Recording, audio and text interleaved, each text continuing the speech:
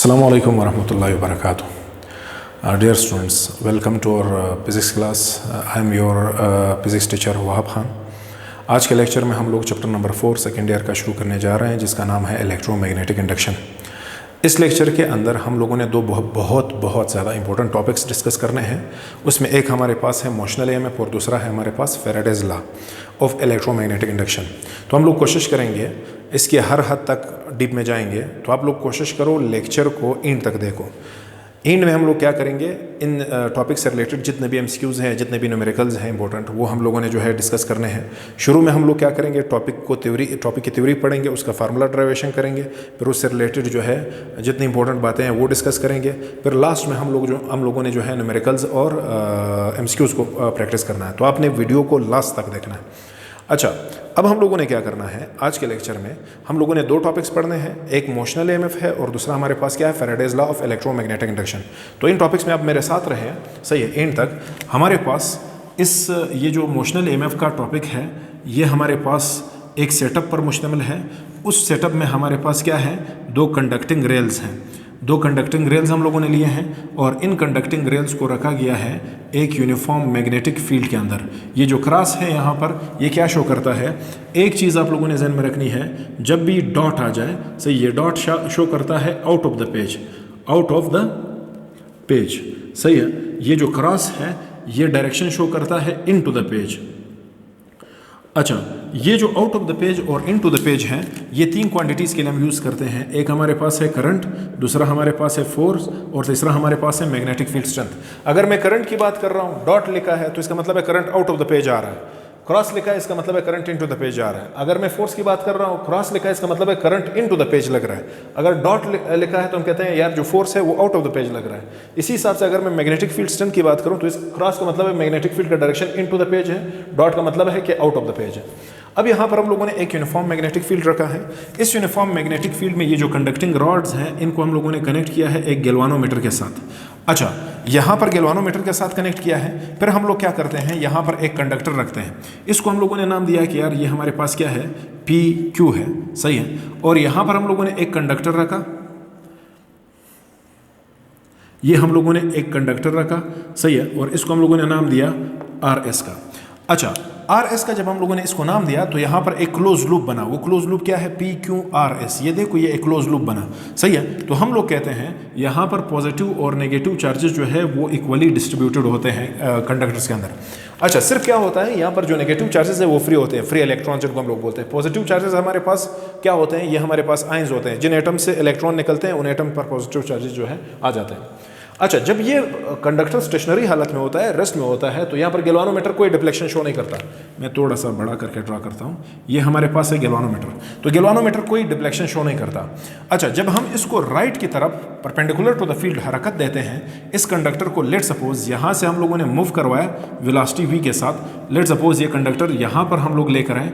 जब इस कंडक्टर को हम लोग यहाँ पर लेकर आएंगे मैग्नेटिक फील्ड के अंदर, तो आप लोगों ने एक चीज़ ध्यान में रखनी है, वो हमारे पास क्या है, अगर हमारे पास एक मैग्नेटिक फील्ड है, ये आप लोगों ने चैप्टर नंबर 3 में पढ़ा है, सही है. अगर हमारे पास एक मैग्नेटिक फील्ड है, इसके अंदर हम एक पॉजिटिव और नेगेटिव चार्ज को जोड़ते हैं, सही, वेलोसिटी v के साथ, सही है, इसके अंदर दाखिल करवाते हैं, तो क्या होगा, आप लोगों ने right hand palm roll use करना है. राइट हैंड पाम रोल्स में ये जो फिंगर्स हैं ये शो करते हैं किस चीज़ के, मैग्नेटिक फील्ड स्ट्रेंथ के डायरेक्शन को.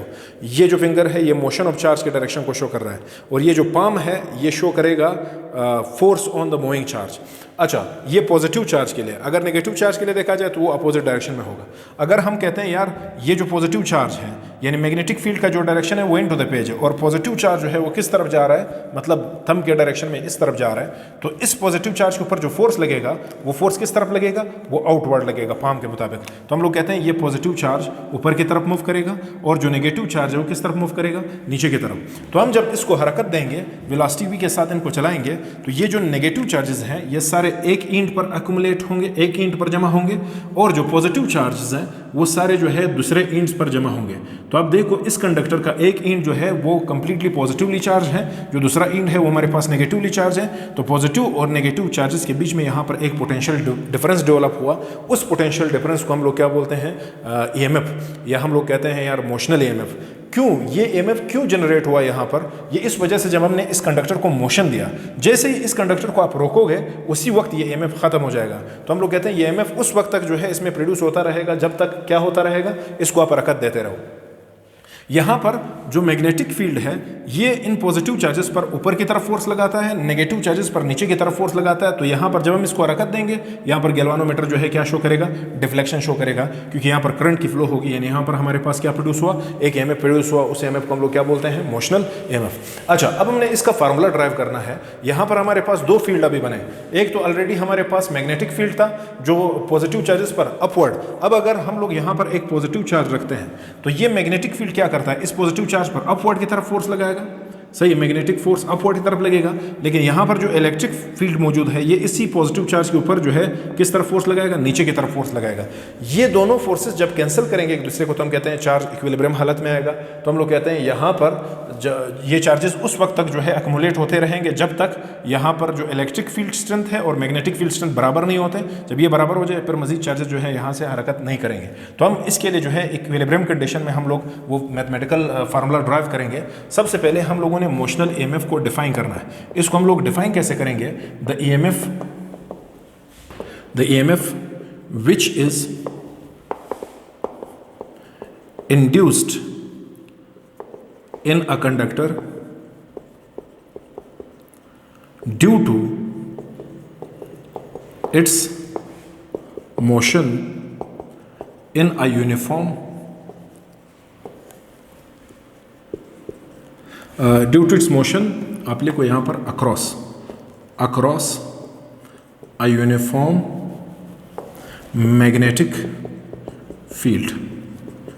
वो EMF जो इंड्यूस हो जाता है किसी कंडक्टर में, किस वजह से, इसको हरकत देने की वजह से। हरकत देंगे तो पॉजिटिव चार्ज एक साइड पर जाएंगे, नेगेटिव चार्ज दूसरे साइड पर। अक्रॉस अ यूनिफॉर्म, यहाँ पर हम लोगों ने एक यूनिफॉर्म मैग्नेटिक फील्ड अप्लाई की है। इस यूनिफॉर्म मैग्नेटिक फील्ड के अक्रॉस अगर हम इस कंडक्टर को मूव करते जाएंगे तो यहाँ पर EMF इंड्यूस होता जाएगा। ऐसे EMF को हम लोग क्या बोलते हैं, ऐसे EMF को हम लोग बोलते हैं मोशनल EMF। अब इसका फार्मूला हम लोगों ने ड्राइव करना है। सही है, आप डेफिनेशन को लिखो, थोड़ा सा आप लोगों ने बुक को भी स्टडी करना है। इसका फार्मूला जब हम लोग मैथमेटिकली इसको ड्राइव करेंगे, इसके फार्मूले के ऊपर जो है बहुत सारे MCQs और न्यूमेरिकल्स होते हैं। तो हम लोग यहाँ पर लिखेंगे कि यहाँ पर हमारे पास मैथमेटिकली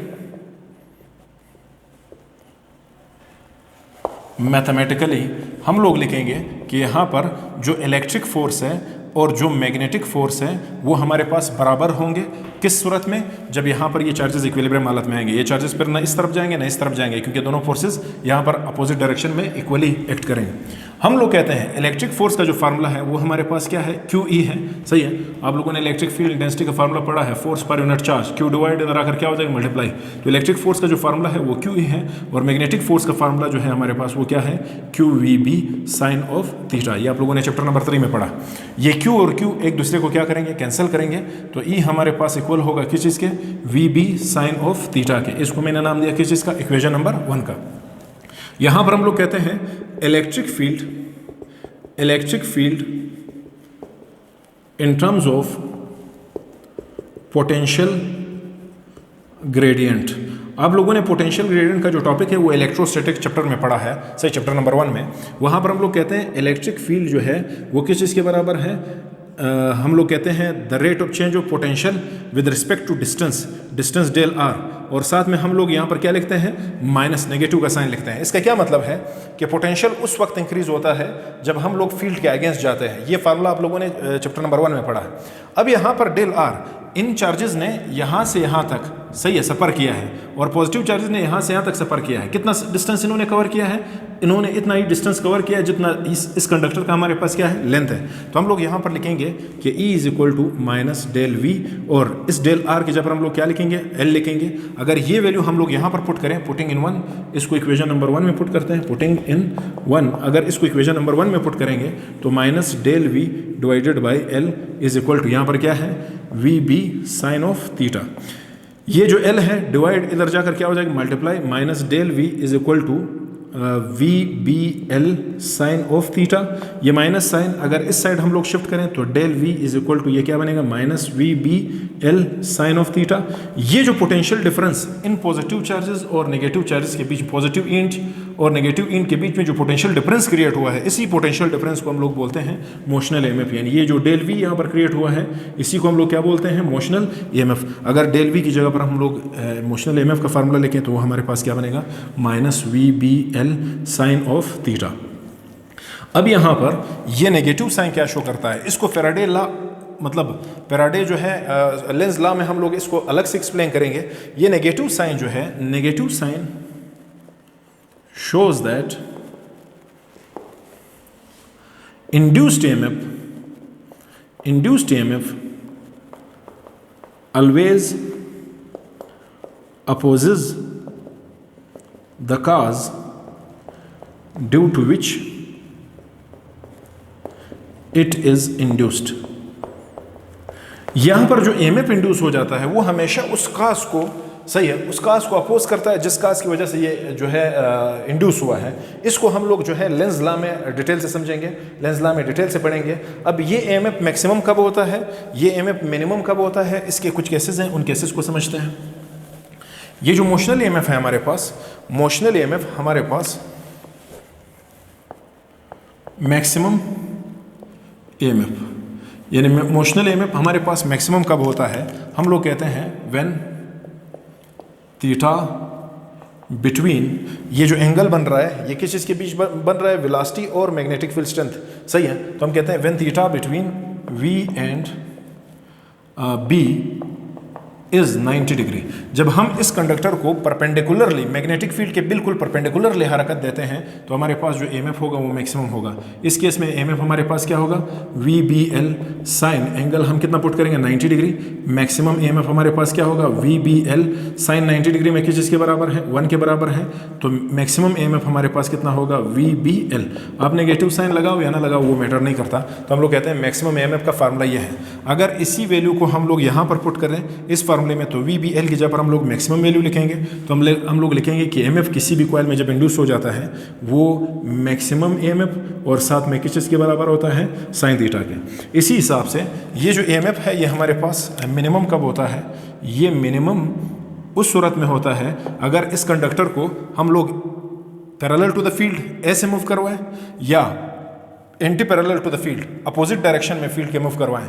इस केस में जो EMF इंड्यूस होगा वो हमारे पास क्या होगा, मिनिमम होगा। तो हम लोग कहते हैं जब थीटा हमारे पास 0 डिग्री हो या थीटा हमारे पास क्या हो, 180 डिग्री हो, तो इस केस में जो EMF होगा वो हमारे पास क्या होगा, हम लिखेंगे कि when theta is 0 degree, when theta is 180 degree. तो इस केस में फिर कोई EMF इंड्यूस नहीं होगा। इसको हम लोग इस फार्मूले से मालूम कर सकते हैं, E मैक्सिमम, सही है, और साथ में क्या लिखेंगे, sine 0 degree. E maximum sine 0 degree में क्या है, 0 है, तो ये हमारे पास क्या होगा, 0। तो हम कहते हैं इस केस में 0 EMF इंड्यूस होगा अगर पैरेलल टू द फील्ड आप इसको लेकर जाओगे। इसी हिसाब से जो EMF है हमारे पास वो हमारे पास E मैक्सिमम साइन, एंगल क्या बन रहा है, 180 डिग्री, तो EMF हमारे पास क्या होगा, E मैक्सिमम, सही है, और इसी हिसाब से साइन 180 डिग्री में क्या है, 0 को इससे मल्टीप्लाई करो, ये हमारे पास क्या होगा, 0। तो ये हमारे पास मिनिमम EMF है। ये किस केस में होता है, उस केस में जब हम कंडक्टर को कैसे मूव करवाएं, पैरेलल टू द फील्ड या anti parallel to the field. अच्छा, इसी हिसाब से हम लोगों ने एक और चीज़ भी समझना है, वो हमारे पास क्या है, वो हमारे पास ये है कि ये जो EMF यहाँ पर इंड्यूस होगा वो हाफ कब होगा। लेट सपोज मैंने एक मैग्नेटिक फील्ड लिया, ये नॉर्थ पोल है, ये उस मैग्नेटिक फील्ड का क्या है, साउथ पोल है। तो मैग्नेटिक फील्ड का जो डायरेक्शन है वो हमारे पास ऐसा है, और इसमें हम लोग एक कंडक्टर लेते हैं और उस कंडक्टर को किस एंगल पर मूव करते हैं। ये जो कंडक्टर है ये फील्ड के साथ लेट सपोज हम कहते हैं 30 डिग्री का एंगल बना रहा है। 30 डिग्री के एंगल पर हम ऐसे मूव करवाएंगे। अगर 30 डिग्री के एंगल पर मूव करवाओगे तो हमारे पास जो EMF इंड्यूस होगा वो तो मैक्सिमम EMF और साथ में हम लोग लिखेंगे साइन 30 डिग्री। EMF हमारे पास जो इस केस में इंड्यूस होगा वो मैक्सिमम साइन 30 डिग्री में क्या है, 1/2। जो EMF इस केस में इंड्यूस होगा वो मैक्सिमम EMF का क्या होगा, हाफ होगा। तो हम लोग कहते हैं हाफ EMF, मैक्सिमम EMF का हाफ कब प्रोड्यूस होगा, जब इस कंडक्टर को फील्ड के 30 डिग्री एंगल पर क्या करवाओगे, मूव करवाओगे। तो इस केस में हमारे पास जो EMF इंड्यूस होगा वो हमारे पास क्या होगा, मैक्सिमम EMF का हाफ EMF होगा। अब इसी लेक्चर में हम लोग कंटिन्यू करेंगे किस चीज़ को, फैराडेज लॉ को। तो चलो फैराडेज लॉ को समझते हैं इसी लेक्चर में। अच्छा, Faraday's law of electromagnetic induction हमारे पास क्या है, इसको इसी लेक्चर के अंदर समझते हैं। सबसे पहली बात जो आपने समझनी है वो हमारे पास क्या है, वो हमारे पास इलेक्ट्रोमैग्नेटिक इंडक्शन है। यहाँ पर अगर आपसे पूछा जाए कि व्हाट इज इलेक्ट्रोमैग्नेटिक इंडक्शन, तो आपने बताना है व्हेन फ्लक्स इज चेंज्ड, जब फ्लक्स चेंज हो, सही है, एंड EMF इज इंड्यूस्ड, सही है, और EMF हमारे पास क्या हो, इंड्यूस हो, this phenomena is called, this phenomena is called electromagnetic induction. अच्छा, यहां पर हमारे पास जो फ्लक्स का फार्मूला है वो हमारे पास क्या है, जो फ्लक्स का फार्मूला है वो हमारे पास है क्या, BA हमारे पास cos of theta.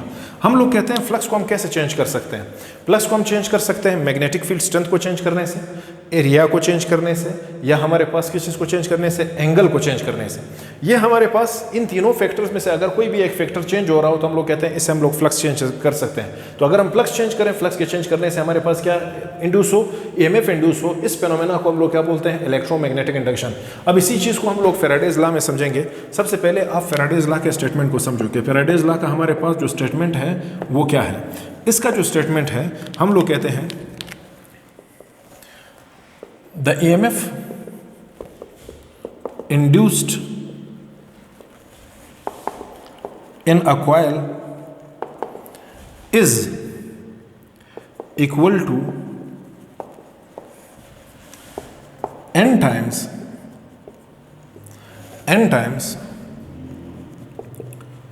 negative rate of change of magnetic flux, negative of rate of change of magnetic flux.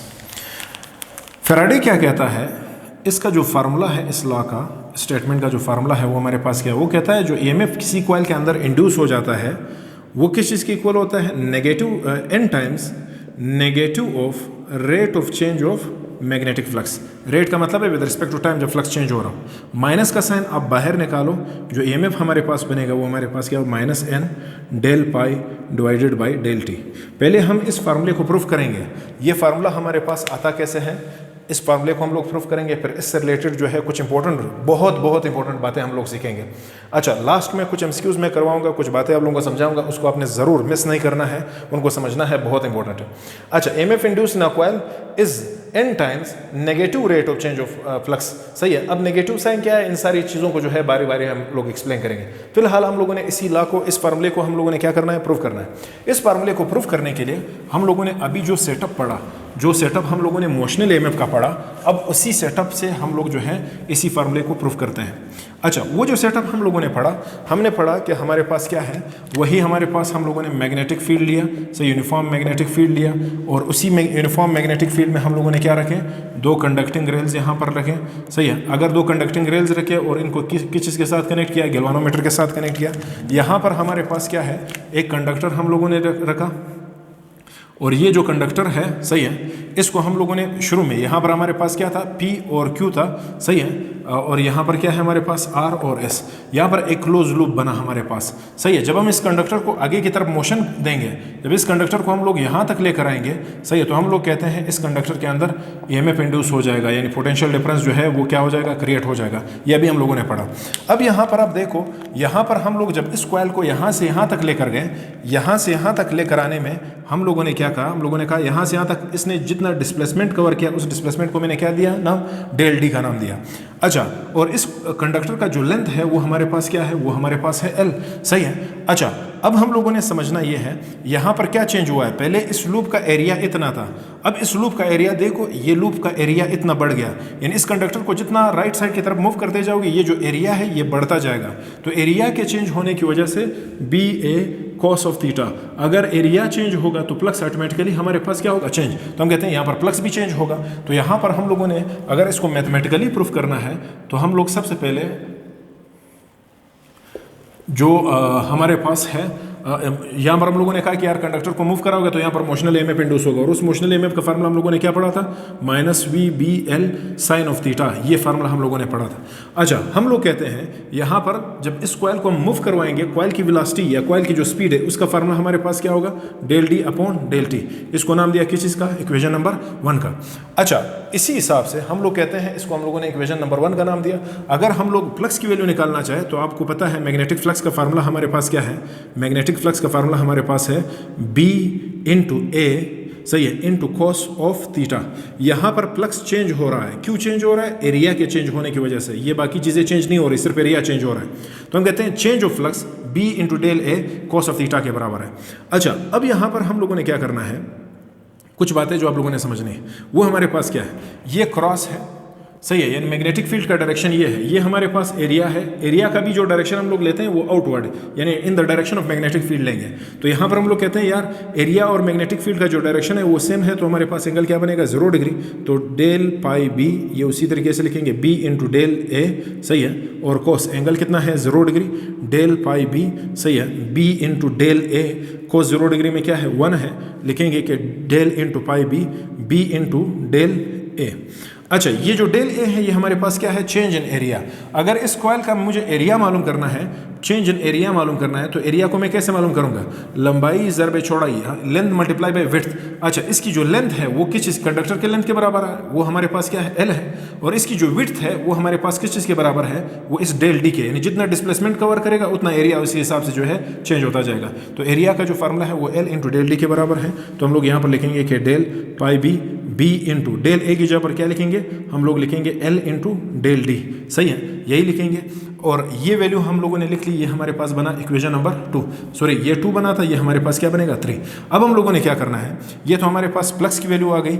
अब हम लोगों ने इसी फार्मूले में ये जो L इंटू डेल डी है, सही है, इसको इक्वेशन नंबर नाम का मत तो फिलहाल, ये जो L इंटू डेल डी इधर मल्टीप्लाई और इधर आकर क्या हो जाएगा, डिवाइड। तो हम कहते हैं जो B की वैल्यू है वो हमारे पास क्या है, del pi B divided by L into del D बनेगा। इसको इक्वेशन नंबर 3 का नाम दे दो। अब V की वैल्यू और इस B की वैल्यू यहाँ पर इस इक्वेशन नंबर 1 में पुट करो, पुटिंग इन 1। अगर हम 1 में पुट करते हैं तो EMF जो इंड्यूस हो रहा है, सही, माइनस V की जगह पर हम लोग क्या लिखेंगे, V की जगह पर हम लिखेंगे del D divided by del T। B की जगह पर क्या लिखेंगे, B की वैल्यू हमारे पास ये आई, ये हमारे पास क्या है, del pi B divided by, नीचे क्या आ रहा है हमारे पास, L इंटू डेल D। अच्छा, और साथ में हम लोग L लिखेंगे और साइन ऑफ थीटा लिखेंगे, L साइन ऑफ थीटा। अच्छा, यहाँ पर हमारे पास क्या है, यहाँ पर हमारे पास ये जो डेल डी है और डेल डी है ये एक दूसरे के साथ क्या हो जाएंगे, कैंसल हो जाएंगे, सही है। और यहाँ पर एक चीज़ जो आप लोगों ने जहन में रखनी है वो हमारे पास ये जहन में रखनी है, यहाँ पर EMF मैक्सिमम प्रोड्यूस हो रहा है, तो हम साइन थीटा को यूज़ नहीं करेंगे, यहाँ पर भी EMF मैक्सिमम प्रोड्यूस हो रहा है। क्यों नहीं करेंगे, क्योंकि हमारे पास इस जो हमारे पास मैग्नेटिक जो कंडक्टर है, इस कंडक्टर को हम लोग मैग्नेटिक फील्ड के परपेंडिकुलर लेकर जा रहे हैं। तो यहाँ पर एंगल हमारे पास कितना बनेगा, वो 90 डिग्री, और साइन 90 डिग्री में हमारे पास किस चीज़ की इक्वल है, 1 की इक्वल है। तो हम वो साइन थीटा को यूज़ नहीं करेंगे, मैक्सिमम EMF को यूज़ करेंगे। तो EMF induced is equal to minus, यहाँ पर हमारे पास जो L है ये एक दूसरे को क्या करेंगे, कैंसिल। तो हमारे पास क्या बन रहा है, माइनस, ये क्या है, del pi B divided by हमारे पास क्या होगा, डेल टी। तो ये हमारे पास, या B लिखने की ज़रूरत नहीं है, तो हम लोग कहते हैं EMF induce is equal to minus, ये हमारे पास क्या है, rate of change of magnetic flux. अगर हमारे पास for n number of turns, अगर n नंबर ऑफ टर्न्स हो, for n number of turns, अगर हमारे पास n नंबर ऑफ टर्न्स हो, तो n नंबर ऑफ टर्न्स होने की वजह से फिर EMF की जो वैल्यू हमारे पास होगी वो क्या होगी, माइनस। ये जो माइनस है उसी हिसाब से लिखेंगे, ये तो 1 टर्न है, अगर इधर 1 टर्न है तो 1 टर्न लिखेंगे। अगर ये बहुत सारे टर्न्स पर मुश्तमिल है ये कॉइल, तो हम लोग लिखेंगे कि n times rate of change of magnetic flux. ये हमारे पास किस चीज़ का फार्मूला है, ये हमारे पास फैराडेज लॉ का फार्मूला है। अब इस इक्वेशन से हम 2-3 बहुत इंपॉर्टेंट बातें निकालेंगे। कुछ MCQs है और कुछ न्यूमेरिकल्स है, कुछ इंपॉर्टेंट पॉइंट्स है। चलो इसी को समझते हैं। अच्छा, हम लोगों ने कुछ इंपॉर्टेंट पॉइंट समझने हैं फैराडेज लॉ से रिलेटेड। हम लोगों ने पढ़ा कि यार जो इंड्यूस्ड EMF प्रोड्यूस हो रहा है उसका फार्मूला हमारे पास ये बन रहा है। अब यहाँ पर 3 चीज़ें जो बहुत इंपॉर्टेंट है वो आप लोगों ने समझनी है। एक इंड्यूस्ड EMF है, एक हमारे पास है इंड्यूस्ड करंट। क्या है हमारे पास, इंड्यूस्ड करंट। आप सबको पता है ओहम्स लॉ में आप लोगों ने पढ़ा था कि V is equal to I R, या simple EMF is equal to I R. ये आई इधर, ये आर इधर मल्टीप्लाई और इधर आकर क्या हो जाएगा, डिवाइड। तो हम लोग कहते हैं जो आई है वो हमारे पास किस चीज़ के बराबर है, E अपॉन आर। तो हम लोग यहाँ पर लिखेंगे ये जो E है इसकी जगह पर हम लोग लिखेंगे, या ई की जगह पर हम लोग लिखेंगे सिंपल आई आर, बस ये लिखने की ज़रूरत नहीं। ई की जगह पर हम लोग लिखेंगे आई आर, सही। ये minus N del pi divided by क्या है, डेल टी। आर इधर मल्टीप्लाई हो रहा है, इधर जाकर क्या हो जाएगा, डिवाइड। तो हम कहते हैं आई जो है वो minus N del pi divided by R into del T. वो जो आर है वो यहाँ पर आकर के डिवाइड हुआ। अच्छा, इसी हिसाब से जो तीसरे नंबर पर चीज़ आप लोगों ने समझनी है वो हमारे पास क्या है, एक इंड्यूस करंट है, एक हमारे पास क्या है, इंड्यूस्ड चार्ज। अच्छा, जो इंड्यूस्ड चार्ज है हमारे पास, अगर हम लोगों ने चार्ज की वैल्यू को मालूम करना है तो आप सबको पता है by definition of current, current का फार्मूला क्या है कि the flow of charges in unit time. तो अगर करंट की जगह पर हम लिखें कि यार the rate of flow of charges, यानी चार्ज हमारे पास, चार्ज हमारे पास rate of flow of charges, I की जगह पर मैंने चार्ज अपॉन टाइम लिखा, और minus N del pi divided by R del T. ये जो डेल टी और डेल टी एक दूसरे को कैंसिल करेंगे, तो यहाँ पर del Q is equal to minus N del pi divided by क्या है हमारे पास, आर। यहाँ पर कुछ इंपॉर्टेंट बातें हैं जो आप लोगों ने नोट करनी है, वो बहुत बहुत ज़्यादा इंपॉर्टेंट है। नोट, जो सबसे पहली बात आप लोगों ने नोट करनी है वो हमारे पास क्या है, वो हमारे पास ये है, ये जो EMF है ये रेजिस्टेंस के ऊपर डिपेंड नहीं करता। EMF, induced EMF does not depend upon a resistance। जो दूसरा है वो हमारे पास क्या है, जो इंड्यूस्ड करंट है वो हमारे पास किस चीज़ पे डिपेंड करता है, induced current depends upon resistance. Induced current जो है वो रेजिस्टेंस के ऊपर क्या करता है, डिपेंड करता है। जो तीसरे नंबर पर चार्ज, इन दोनों के फार्मूलों में आप देखो, EMF जो है वो टाइम के ऊपर डिपेंड करता है, करंट भी जो है टाइम के ऊपर डिपेंड करता है, लेकिन जो चार्ज है वो टाइम के ऊपर डिपेंड नहीं करता। यहाँ पर टाइम की जो क्वांटिटी है वो ख़त्म हो जाती है। तो हम कहते हैं induced charge does not depend upon time। ये किस चीज़ के ऊपर डिपेंड नहीं करता, टाइम के ऊपर डिपेंड नहीं करता। अब इससे रिलेटेड कुछ MCQs बनते हैं। MCQs क्या बनते हैं, उन MCQs के ऊपर आते हैं। अच्छा, हम लोगों ने अभी पढ़ा कि भाई अगर आपके सामने एक कॉइल लिया है और कॉइल कुछ इस तरीके से, और इसके करीब एक मैग्नेट को, ये नॉर्थ पोल है, ये साउथ पोल है, ये नॉर्थ पोल है, इस मैग्नेट को आगे पीछे कर रहे हैं हम लोग, मोशन दे रहे हैं। मैग्नेट हमारे पास क्या है, मोशन में है। इस मैग्नेट को आगे पीछे मूव कर रहे हैं, और एक दूसरा कॉइल है, ये क्लोज्ड कॉइल है, सही है। इसके सामने भी हम लोग इस मैग्नेट को आगे पीछे मूव करवा रहे हैं। तो अगर आपसे पूछा जाए, ये जो ओपन कॉइल होता है, ओपन कॉइल के अंदर इतना ज़्यादा रेजिस्टेंस होता है, यानी इसमें से करंट फ्लो नहीं करेगा, इसका जो रेजिस्टेंस है वो हमारे पास क्या है, इनफाइनाइट। जो ओपन सर्किट होता है उसका रेजिस्टेंस इनफाइनाइट होता है। अगर बहुत ज़्यादा रेजिस्टेंस होने की वजह से यहाँ पर जो करंट की फ्लो होगी वो क्या होगी, ज़ीरो होगी, लेकिन यहाँ पर जो EMF इंड्यूस होगा वो हमारे पास ज़ीरो नहीं होगा, सही है। तो ये बात आपने ज़हन में रखनी है। अगर आपसे पूछा जाए कि यार कॉइल ओपन है, सही है, ओपन कॉइल में अगर हम फ्लक्स चेंज करें तो फ्लक्स के चेंज करने की वजह से यहाँ पर इंड्यूस EMF प्रोड्यूस होगा या नहीं होगा, तो हमें बताना है जी इंड्यूस EMF प्रोड्यूस होगा, लेकिन इसमें करंट फ्लो नहीं करेगा क्योंकि ये कॉइल हमारे पास क्या है, ओपन है। इसी हिसाब से जो क्लोज्ड कॉइल होता है, इसका जो रेजिस्टेंस है वो हमारे पास न जीरो होता है न इनफाइनाइट होता है। तो हम कहते हैं इस केस में करंट भी फ्लो करेगा, करंट हमारे पास जीरो नहीं होगा। इसी हिसाब से EMF भी यहाँ पर इंड्यूस होगा, तो EMF भी हमारे पास जीरो नहीं होगा। अच्छा, क्योंकि करंट जो है वो रेजिस्टेंस पर डिपेंड नहीं करता, रेजिस्टेंस जितना भी हो, सही है, करंट उसके हिसाब से चेंज होता है, लेकिन EMF जो है वो रेजिस्टेंस पर डिपेंड नहीं करता। करंट रेजिस्टेंस के ऊपर डिपेंड करता है, EMF डिपेंड नहीं करता। तो हम कहते हैं EMF रेजिस्टेंस ज़्यादा हो या रेजिस्टेंस कम हो, EMF इंड्यूस होगा। लेकिन अगर रेजिस्टेंस ज़्यादा होगा तो करंट हमारे पास क्या होगा, जीरो। अगर रेजिस्टेंस कम होगा तो हम कहते हैं करंट हमारे पास फ्लो करेगा इस कॉइल में, सही है। अच्छा, कुछ न्यूमेरिकल्स को समझते हैं और साथ में आपके टेक्स्ट बुक के MCQs को समझते हैं, सही है। हमारे पास जो स्पेशली बलूचिस्तान बोर्ड बुक के न्यूमेरिकल्स हैं, मैंने किताब अपने सामने रखी है, इंशाल्लाह ये न्यूमेरिकल आपकी स्क्रीन पर भी डिस्प्ले हो रहा होगा। तो आप इस न्यूमेरिकल को देखो। जो पहला न्यूमेरिकल इन्होंने दिया है, हम वो न्यूमेरिकल करेंगे जो फेराडेज लॉ और मोशनल EMF से रिलेटेड होते हैं। A coil of 200 turns linked with a flux of 40 milli weber if this flux is reversed in a time of 4 millisecond, then determine the average induced EMF in the coil. ये लोग कह रहे हैं कि यार हमारे पास जो नंबर ऑफ टर्न्स है कॉइल में वो हमारे पास कितने हैं, वो 200 हैं। सही, फिर कहते हैं कि जो फ्लक्स में चेंज आ रहा है, सही है, मतलब फ्लक्स बार बार रिवर्स हो रहा है 40 मिली वेबर, तो हम लोग कहते हैं जो चेंज फ्लक्स यहाँ पर आ रहा है वो कितना है, वो है 40 मिली वेबर। अच्छा, 40 मिली का मतलब आप सबको पता है 10⁻³ वेबर है। फिर क्या कह रहा है, सही है, if this flux is reverse, यानी ये जो फ्लक्स चेंज हो रहा है ये 4 मिली सेकेंड में हो, यानी जो इन्होंने टाइम दिया है वो हमारे पास कितना दिया है, 4 मिली सेकेंड। 4 मिली का यह मतलब है 10⁻³ सेकेंड। अच्छा, determine the average induced EMF, सही है, हमने क्या मालूम करना है, induced EMF in the coil मालूम करना है। तो आप सबको पता है according to Faraday's law, Faraday's law के अकॉर्डिंग हम लोग कहते हैं, फेराडेज लॉ हमारे पास क्या था, induced EMF is equal to negative n times rate of change of magnetic flux.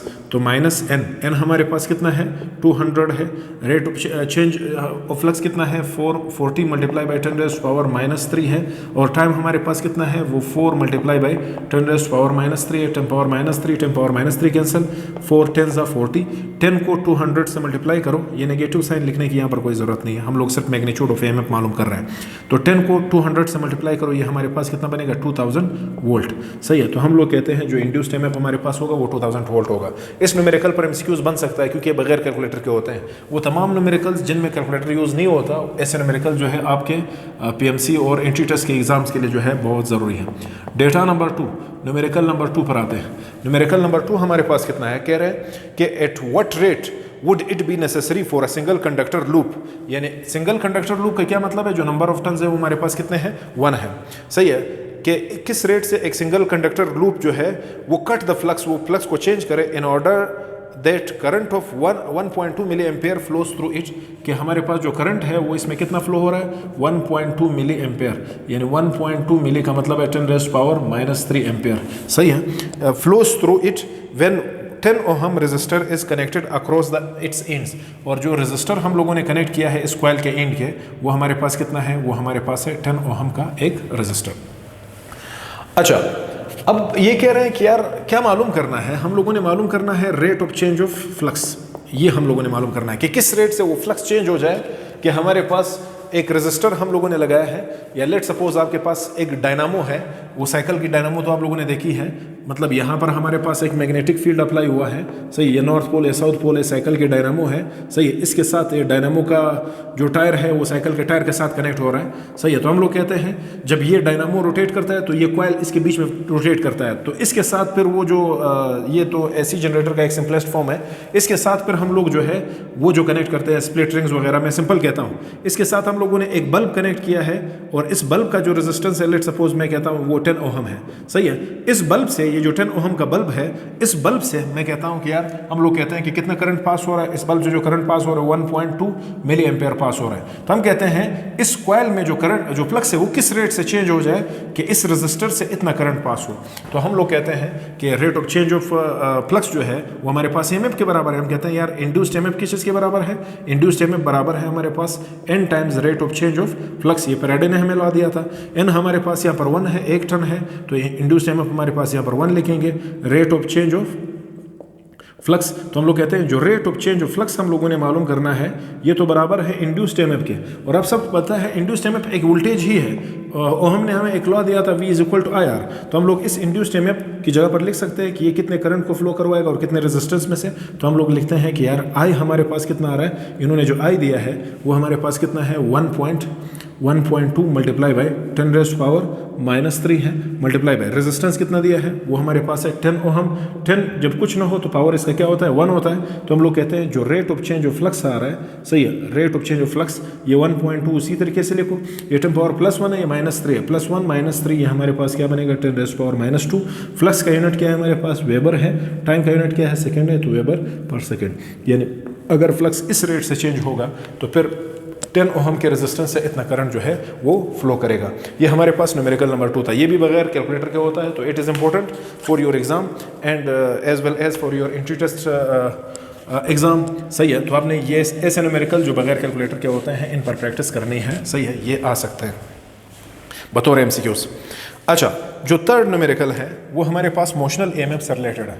Data number 3 आपकी किताब का बुक पर उसमें भी डिस्प्ले होगा, सही है। डेटा नंबर 3 हमारे पास क्या है? A 60 metre long conductor is moving in a uniform magnetic field of 0.9 tesla at a speed of 7 metre per second. If the motion of the conductor is at right angle to the field then calculate the EMF induce in the conductor. 60 metre long यानी length जो है वो कितनी है conductor की? 60 metre है, सही है। Moving in a magnetic field of, यानी एक मैग्नेटिक फील्ड है जिसकी स्ट्रेंथ हमारे पास कितनी है? 0.9 टेस्ला है, सही है, मैग्नेटिक फील्ड स्ट्रेंथ, सही है। फिर क्या कह रहे हैं?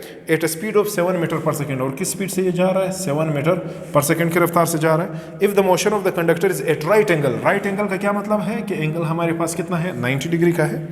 अच्छा, then calculate the induced EMF in the conductor. फिर हम लोगों ने क्या कैलकुलेट करना है? इंड्यूस्ड ईएमएफ कैलकुलेट करना है, सही है, इसको हम लोगों ने कैलकुलेट करना है। तो आप सबको पता है इंड्यूस्ड ईएमएफ का फार्मूला, हम लोगों ने मोशनल ईएमएफ का जो फार्मूला पढ़ा वो हमारे पास क्या था? -VBL sine of theta. मैंने कहा यहाँ पर हम सिर्फ मैग्नीट्यूड मालूम करना चाहते हैं, नेगेटिव साइन जरूरी नहीं है यहाँ पर पुट करने। अच्छा, ईएमएफ हमारे पास V कितना दिया है? 7 दिया है, मल्टीप्लाई बाय B कितना दिया है? 0.9 दिया है। L कितना दिया है? L हमारे पास दिया है 60 दिया है, मल्टीप्लाई बाय साइन एंगल कितना दिया है? 90 डिग्री। अब मैंने क्या करना है? अब में से अक्सर स्टूडेंट कंफ्यूज होंगे। 7 मल्टीप्लाई बाय 0.9 है, मैं 9 लिखूंगा, पॉइंट की जगह पर नीचे 1 लिखूंगा, एक नंबर आ रहा है तो एक 0 लगाऊंगा, ये पॉइंट यहाँ पर क्या हो जाएगा? खत्म। Multiply by 60 multiply by sine 90 degree में किस चीज़ के बराबर है? 1 के बराबर है। ये 10 और 0 क्या हो जाएंगे? कैंसिल। अब आपने क्या करना है? 7 और 6 को मल्टीप्लाई करना है और इसको मल्टीप्लाई करना है 9 से। 7 6 42 बनता है, मल्टीप्लाई बाय 9, सही है। 42 को 9 से मल्टीप्लाई करो, 9 2 18, 8 1 असल, 9 चौक 36, 34 और 1 ये क्या बनेगा? 37। तो 378 वोल्ट हम कहते हैं जो ईएमएफ है वो 378 वोल्ट बनेगा। क्लियर है? ये हमारे पास क्या था? ये हमारे पास जो 3 न्यूमेरिकल्स हैं हमारे टॉपिक से रिलेटेड। अब हम लोग जो है यहाँ पर मैं एमसीक्यूज जल्दी जल्दी करवा रहा हूँ, आप लोगों के बुक पर वो डिस्प्ले होगा। जो पहले 5 एमसीक्यूज है वो इसी टॉपिक से रिलेटेड होते हैं। अगर आपके पास बुक है तो बुक बलूचिस्तान बोर्ड का अपने सामने रखो, अगर बुक नहीं है तो इंशाल्लाह आपकी स्क्रीन पर ये डिस्प्ले होंगे तमाम एमसीक्यूज। अच्छा, जो पहला एमसीक्यूज है आपके बुक का वो क्या है? The source of induced EMF is, यानी इंड्यूस्ड ईएमएफ हम कैसे प्रोड्यूस कर सकते हैं? सेल से प्रोड्यूस कर सकते हैं, बैटरी से प्रोड्यूस कर सकते हैं, interaction between stationary magnet and a coil. अच्छा, एक कॉइल है, इसके सामने मैग्नेट रखा है, साउथ पोल नॉर्थ पोल, इससे let suppose 3 number of lines pass हो रही, ये भी स्टेशनरी ये भी स्टेशनरी है। क्या इस केस में हमारे पास जो है ईएमएफ इंड्यूस होगा? नो, सही। ईएमएफ सिर्फ उस वक्त इंड्यूस हो सकता है, फैराडे ने हमें बताया कि हमारे पास जब फ्लक्स क्या हो रहा हो? चेंज हो रहा हो। इधर अगर हम कहते हैं यार जो इनिशियल फ्लक्स है, लेट सपोज अगर 3 है, 3 वेबर है, सही है, फाइनल फ्लक्स हमारे पास जो है वो भी 3 वेबर है क्योंकि वो चेंज नहीं हो रहा, तो चेंज इन फ्लक्स हमारे पास कितना आ रहा है? Final flux minus initial flux, 3 minus 3 क्या होगा? 0। तो हम कहते हैं जो चेंज इन फ्लक्स है यहाँ पर 0 है, फ्लक्स चेंज नहीं हो रहा, फ्लक्स चेंज नहीं होगा, 0 इधर पुट करो, ये सारा ईएमएफ जो है क्या होगा? 0। तो हम लोग कहते हैं जो 4th ऑप्शन है आपकी किताब का वो सही है, D option. Relative motion between magnet and coil, coil और मैग्नेट के बीच में रिलेटिव मोशन कितना है? अगर इन दोनों में से किसी एक को आप मोशन दोगे, या कॉइल को मोशन दोगे या मैग्नेट को मोशन, या दोनों को मोशन दोगे, तो फ्लक्स चेंज होता रहेगा और हमारे पास इंड्यूस्ड ईएमएफ प्रोड्यूस होगा। तो इसका ऑप्शन डी है। जो क्वेश्चन नंबर 2 है वो क्या है? MCQs number 2, when the coil and a bar magnet are placed very close to each other, एक कॉइल और बार मैग्नेट को एक दूसरे के बहुत करीब रखा गया, इट मींस कि उनको मूव नहीं करवाया जा रहा है, स्टेशनरी रखा गया। फिर कहते हैं the value of their induced EMF, induced EMF की वैल्यू क्या होगी? तो हमने कहा इंड्यूस्ड ईएमएफ तो तभी प्रोड्यूस होगा जब हमारे पास फ्लक्स चेंज होगा, अगर फ्लक्स चेंज नहीं हो रहा तो इंड्यूस्ड ईएमएफ कोई इंड्यूस्ड ईएमएफ प्रोड्यूस नहीं होगा। तो हम कहते हैं इसकी जो वैल्यू है वो 0 है। आपको दिया मैक्सिमम पॉजिटिव, नेगेटिव या 0, तो हमें बताना है 0, डी ऑप्शन सही है। The unit of induced EMF, induced EMF हमारे पास वोल्टेज ही है, तो हम लोग कहते हैं इसका यूनिट हमारे पास क्या है? वोल्ट है, बी ऑप्शन सही है।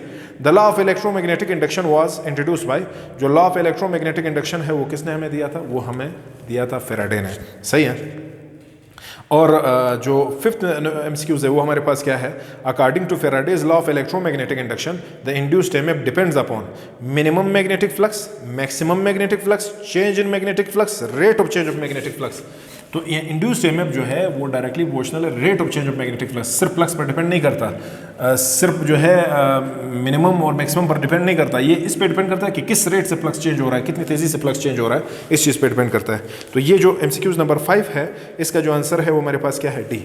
ये सिर्फ चेंज इन मैग्नेटिक फ्लक्स पर डिपेंड नहीं करता, रेट ऑफ चेंज पर डिपेंड करे, कितनी तेज़ी से फ्लक्स चेंज हो रहा है। It does not matter how flux is changing, it matters how fast the flux is changing. सही है, तो ये था आज का lecture. See you people in the next video lecture. Allah हाफिज़ फॉर नाउ।